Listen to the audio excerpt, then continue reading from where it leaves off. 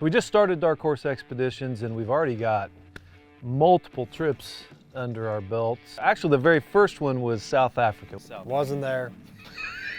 Well, we were reserving that for the good professional hunters. Oh, okay. Well, according to my wife, I'm not a very good hunter, so I understand. Yeah, my wife says I the same understand thing. now. So, but South Africa was great, man. Started so fast we didn't have an opportunity to get a field producer, cameraman there. Jared from Deep Fork Productions suggested I buy this Sony camera, and I took it with me, and the professional hunters that were with me, Jaco Ketzer, he knew quite a bit about that camera, more so than me. We didn't figure out the audio on the camera, so my first 2 animals, there's no audio. Luckily now, Deep Fork Productions is in charge and I won't screw that up again. We are here in South Africa. It's our first day with African barefoot safaris.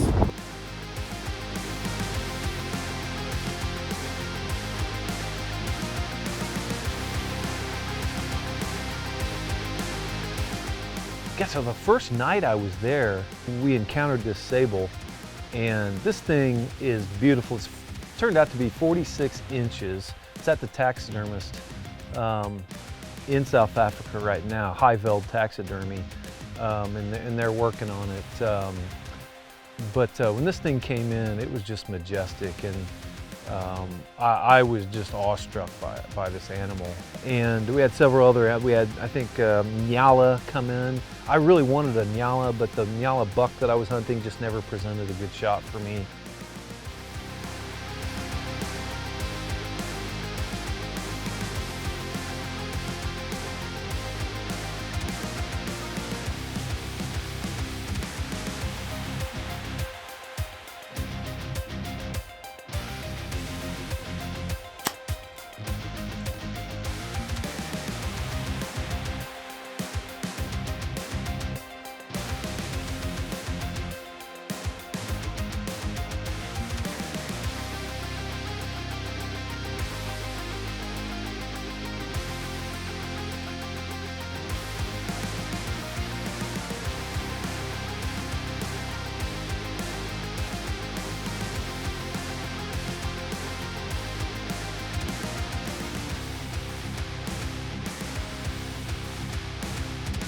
We did a whole interview. Me standing behind the sable talking about how great it was with no audio.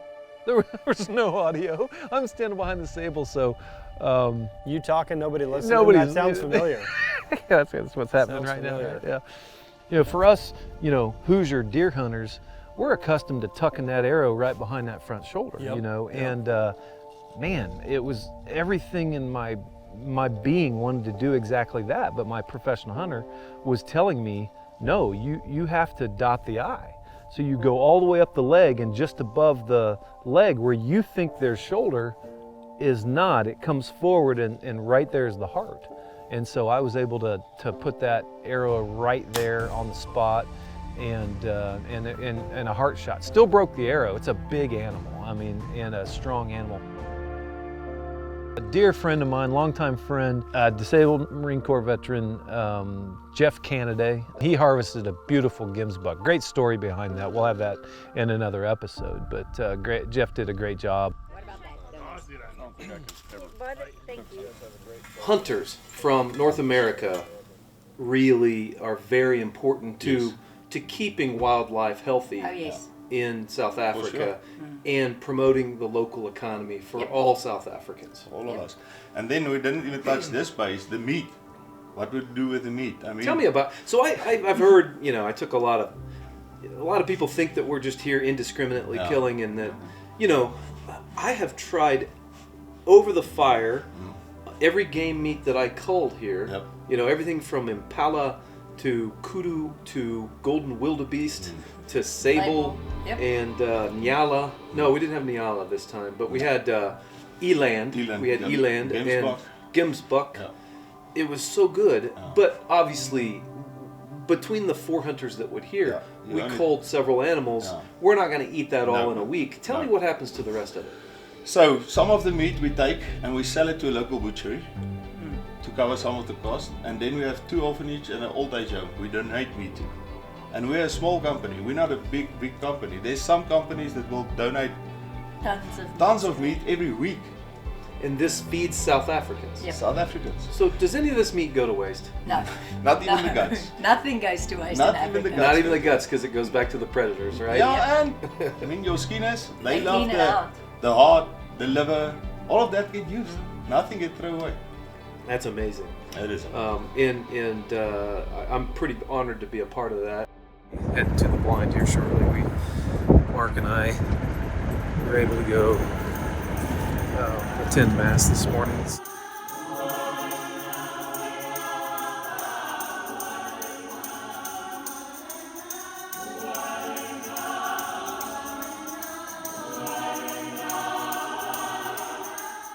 And so we're getting a late start today, but it's a beautiful day here in South Africa. And looking forward to getting my bow and getting in the blind.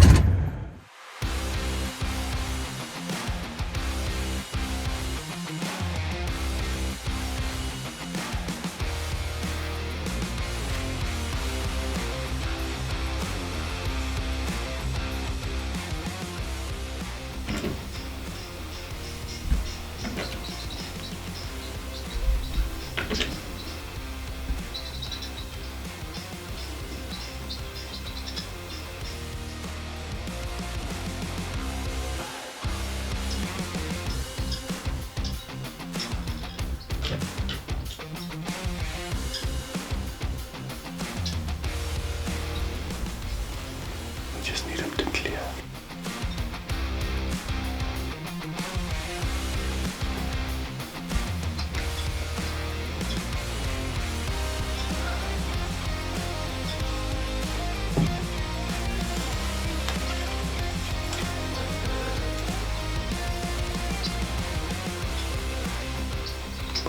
Wait.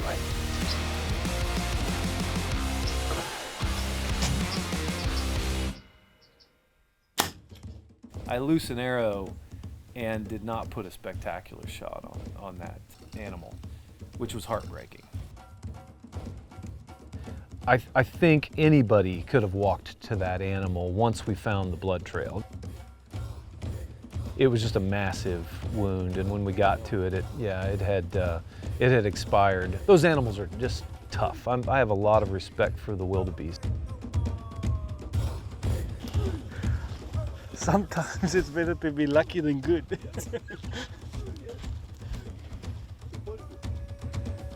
Big. Third day here in Africa.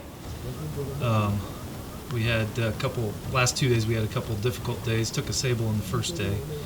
And then Yaku and I sat in a stand looking for a kudu bull, but wind wasn't cooperating with us. And so today we moved to a different location, different farm, and it started early this morning with giraffes and sables fighting, and then blue wildebeest, and then this monster, old golden wildebeest, came in, and Yaku suggested that this is probably once in a lifetime trophy, and so I chose to take it.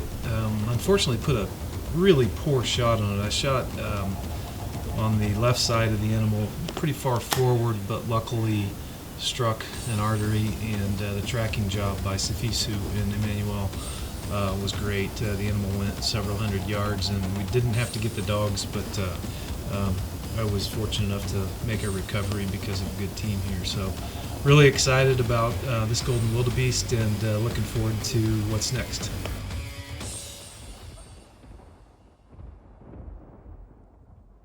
Sad I wasn't there, but you know, that third animal, what was that? Yeah, it was a black Impala.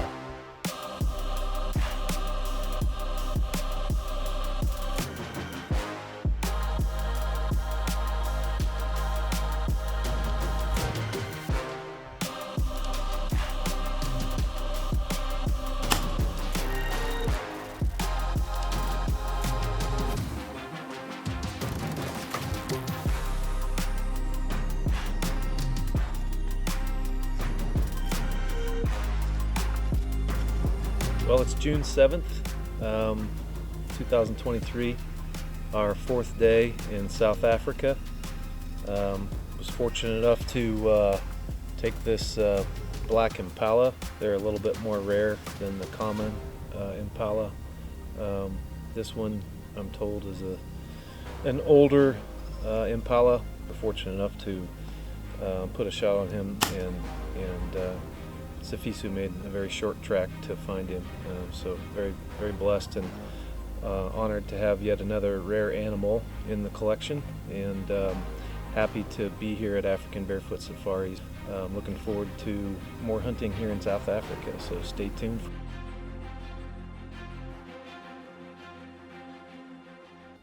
You know, we saw a bigger Impala, but when this one came in, it was black. Jaco told me that it was a very mature animal.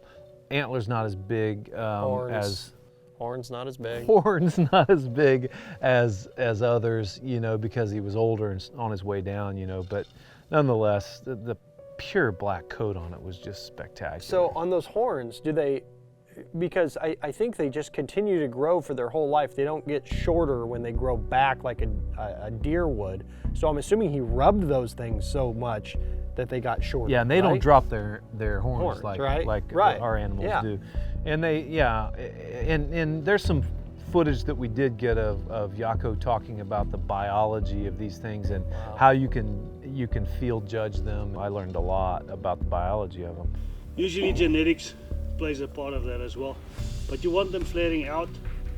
Sometimes they don't, sometimes they lean back more, sometimes they lean forward more. It's all genetics. But to see the age, you really look at the base of the horns, and then you'll see, because they don't have antlers, they have horns that grow only once. You'll see here there's a clear distinct edge of where the hard horn stops and where the skin starts. Usually if it's young, there'll be like a pulpy soft horn base here. This is completely rock solid at the bases, so he's completely mature, fully grown, old. He's thick at the tops as well. At the tips you'll see he's being worn down. He's probably lost an inch or whatever. Scott Baldwin here with my dear friend of 35 years. Probably close. Mr. Jeff Cannaday. Jeff and I were in the United States Marine Corps, not together. We served in different units. You actually signed me up, and somehow we're still friends. I think I got maybe... It was the only lie you've ever told me. I didn't get the coupon corporal out of it or anything like that, but I did get... I did get... not to get yelled at by my recruiter boss at the time, making me area canvas and tell all my friends they should join the United States Marine Corps. Right. Best advice I've ever given you in your entire life, right? Absolutely. So, yeah, and so tell me about your service in the Marine Corps. So I went in 1990, went to boot camp, and Desert Storm started when I was in boot camp, and they actually pulled a couple of drill instructors off of our cycle to go over. So by the time I made it through infantry school, the war was pretty well going on, and as soon as I got to the fleet, we call it, they sent me over there, and I was over there for, I think it was about 4 months total, because it was... Where in Iraq did you make it?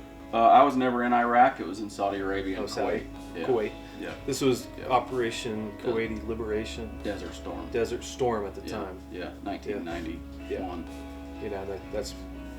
Yeah, I had been in, I started in 1985 and then got out in 91. And so I had Operation Desert Storm and then went back later for Enduring Freedom. So what did you love about the Marine Corps?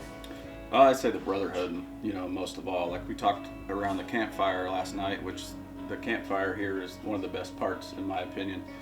Just chatting around the campfire, you know, the military, especially the Marine Corps, I think, humble opinion, is it makes boys into men.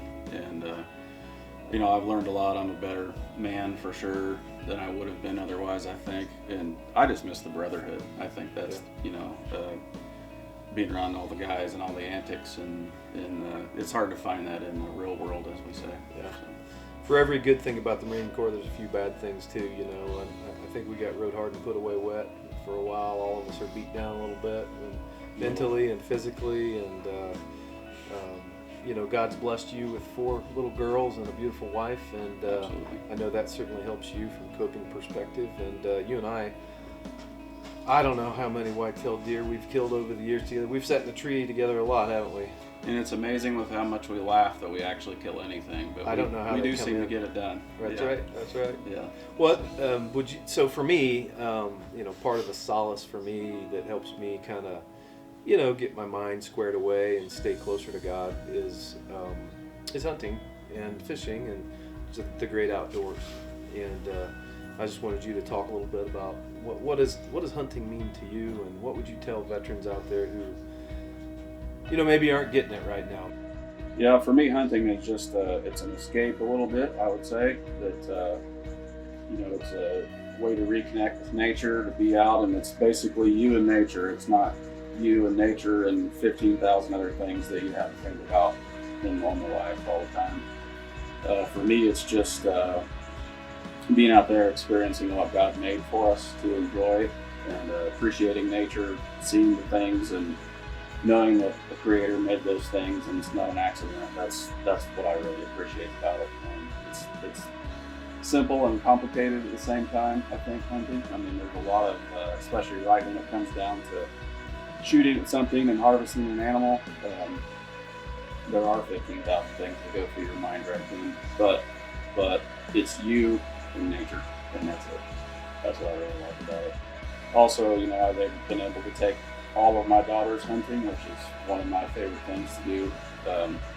As you hunt for a while, you don't appreciate seeing a raccoon anymore because you've seen 1,000 raccoons, right? And maybe that's just getting older, but I get to live it through their eyes, and that's kind of fun. So That's a great thing. yeah, I really appreciate that. You know, it kind of rekindles the fire for me to enjoy it. And so some of our Marine and veteran friends out there are not coping very well, and it seems like every year we hear of more fallen, and that's just heartbreaking. And I guess my message to them would be, you know, there's a better way. And you know, for Jeff and I, we medicate in the outdoors, and not ashamed to say that. You know, sometimes just being in the great outdoors, like you say, especially with a child, is spectacular therapy. Absolutely. Yep. I think it reminds me of a story my buddy told me that he had a cousin that was struggling with something, and he told her, if you stop focusing on yourself and focus on other people, it'll get better. And she completely changed her life by serving other people and helping other people grow in certain ways, and that took her mind off of her own stuff, and it really helped her out. So I think that's something for me with taking my kids hunting, is it allows me to, and of course being a parent anyway, you're focused on them all the time. Right. So that's helpful too. Well, thanks for coming to Africa with me, Yes, brother. sir. Thanks for the opportunity. Yes, sir.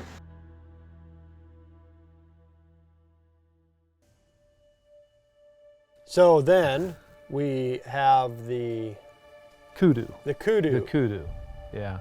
We moved locations. Over there they have, like here we call them hunting leases. Yep.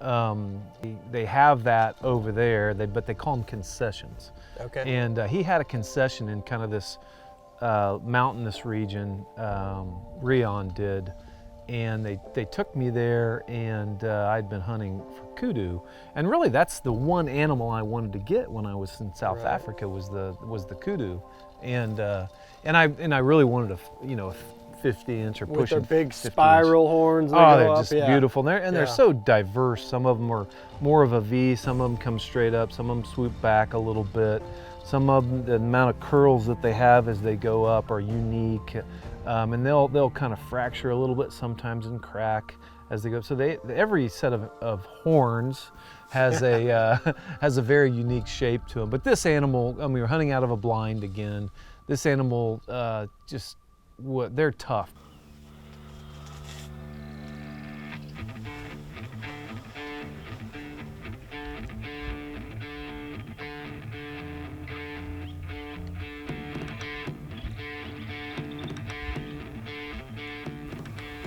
Kind of a translucent blind we can see out of, but they can't see into.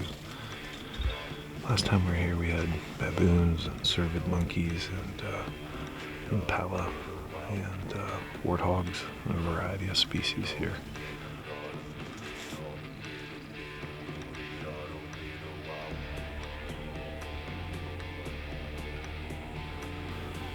Using a mosquito deterrent to try to cover our scent a little bit.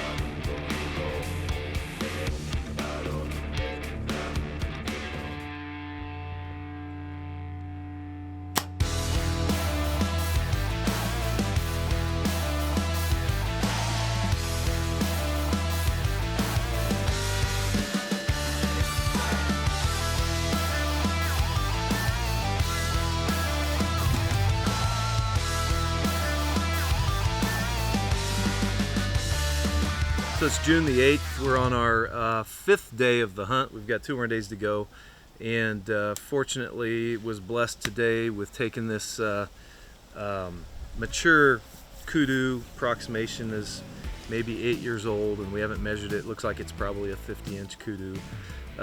This animal came in at about 20 yards, and we were fortunate enough to put a heart shot on it, and it only went about 60 yards and piled up. I was able to take it with my Matthews V3X, and was very happy. One of my bucket list items was to take a kudu with a bow here in South Africa, and that dream has come true, and I'm very grateful for that. So once again, I'm very grateful for African Barefoot Safaris, courtesy of Crown Safaris and Rian van Tonder, and very happy that my professional hunter Yaku helped me again today harvest a very magnificent animal. Oh my God. This is why I came to Africa. Wow.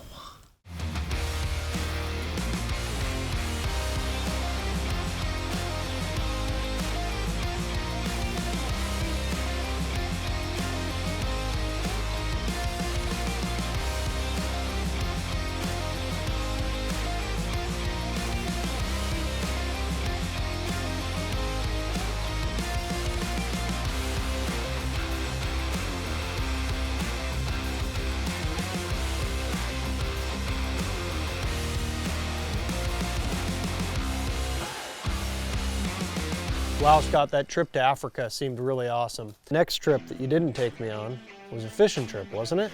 Yes, it was. Canada, Lake of the Woods. Man, I've been going up there for 20 years with friends. Fortunate enough to be able to connect with and have a conversation with Mr. Al Kulik.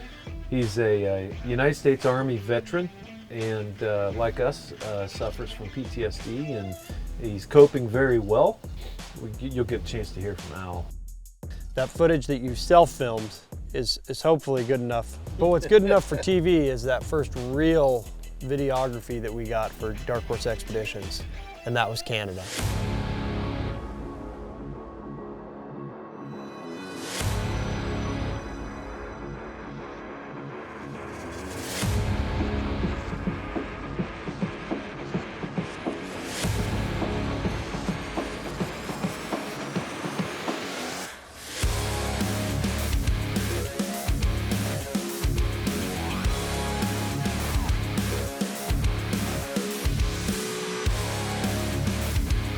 Big pike. Fatty.